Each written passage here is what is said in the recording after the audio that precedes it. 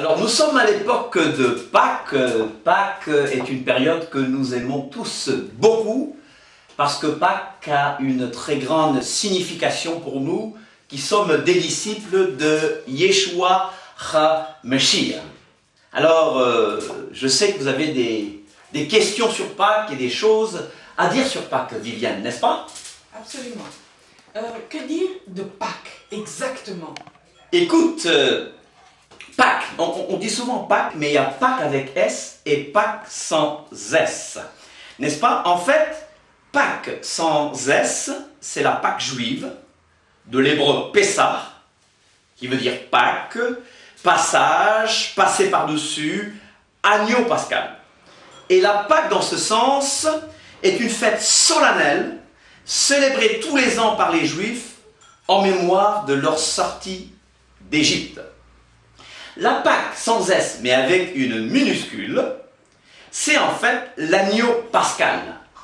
Les Israélites immolaient et mangeaient la Pâque, avant bien sûr la destruction du temple de Jérusalem, qui a eu lieu en l'an 70. En fait, ils mangeaient l'agneau que la Torah, la loi de Moïse, prescrit d'immoler à cette fête-là. Mais Pâques avec S, c'est la fête annuelle que beaucoup d'églises célèbrent en l'honneur de la résurrection de Jésus-Christ. Mais j'aimerais vous dire qu'au début, hein Jackie, les premiers chrétiens n'avaient pas une fête de Pâques de la résurrection dissociée de la Pâque de l'Éternel. Ils célébraient tout le 14 Nissan. Le 14 Nissan, donc la nuit du 14 au 15 Nissan. Ce n'est qu'après que les autorités religieuses de l'Église officielle ont changé la date et la fête de Pâques a été fixée par le Concile de Nicée en 325. Et d'abord, selon le Concile de Nicée, Pâques devait se célébrer le premier dimanche après la pleine lune, etc., etc. Mais au départ, tout se faisait le 14 Nissan. 14 Nissan, suivi du 15 Nissan du premier jour des pains sans levain, etc., etc. Donc Pâques, c'est quelque chose de merveilleux et c'est une fête très importante pour nous, n'est-ce pas? Absolument. Oui. Si je comprends bien, il y aurait un petit souci, un petit problème avec le mot anglais Easter. En fait, il y a un problème. En anglais, Pâques se dit Easter. En grec, le mot aster veut dire étoile. En perse, c'est stara.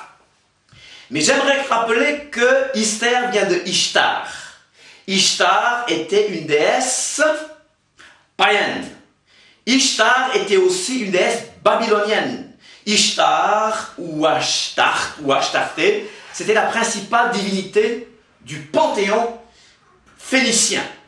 Et là, qu'est-ce qui se passe? On a Astarté, Ishtar, Istar, donc il y a du paganisme. Et ceci est lié au rite de la fertilité. Et pendant ces célébrations, il y avait une prostitution rituelle. Mais ça ne s'arrête pas là. J'aimerais dire que les coutumes païennes associées à Pâques, Easter, telles que les lapins, les coqs, chercher les œufs, faire des services de Pâques le matin de Pâques, au lever du soleil. Tout ça, c'est des coutumes païennes. Nous n'avons pas beaucoup de temps pour donner tous les détails ici, mais j'aimerais rappeler que Dieu a toujours condamné le peuple quand le peuple servait de faux dieux et quand le peuple tombait dans des rites païens. Il y a donc du paganisme dans ces choses qu'on a associées à Pâques, Easter. Donc je préfère ne pas utiliser le mot Easter en anglais. Easter vraiment n'est pas d'origine chrétienne, ça c'est sûr.